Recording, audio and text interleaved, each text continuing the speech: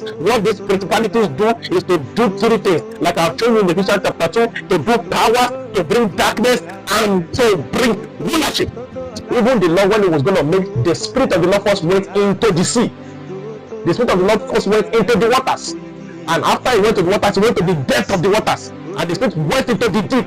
And after he overcame in the deep, he now came back and said, let there be light. So the reason why we saw much darkness in Genesis chapter 1, we did not understand that the earth that was first made in Genesis chapter 1 verse 1 was not dark.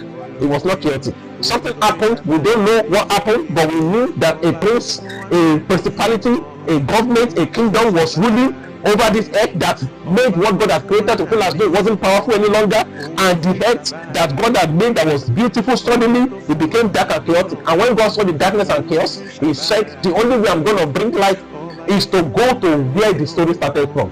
So he said, the Spirit of the Lord hovered upon the face of the deep. And God now said, let there be light, because it is God that makes what be not as though they were, and it is in that cause forth light out of darkness. So it meant what the scripture was referring to then was Genesis chapter 1 verse 1. It said it is in that cause forth light out of darkness. It meant the light God first made in the heavens was captured in the heavens. It was trapped there, and the glory of that beauty was there, but we don't know what happened, and it went into the deep. And he was telling something. We didn't know what he was speaking with. We didn't know what he was commanding. We didn't know what he was speaking with, because the thing God was doing was not to create for the first time. He had created. The thing God created was just destroyed. So the Lord did not need to create anything. He was just telling wait, let there be light. And what God was doing was to usurp dominion. I will now show you later. I will show you later that it's the same thing God did. He was relinquishing back to mankind. God, before he created what he was creating, he had to address the places where the issue starts from. That we don't start supernatural from the periphery.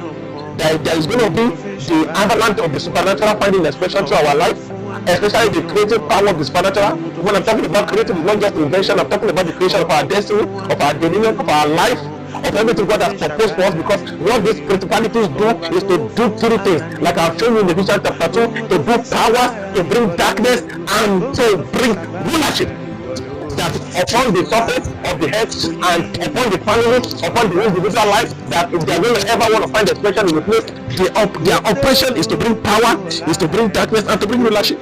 So when God wanted to deal with the issue of darkness, he first went to the place where the matter started, and he spoke to the place. He said, let there be. How can God be saying, what was God speaking when he was saying let there be? Have you ever thought about it? Let there be. Then there was life.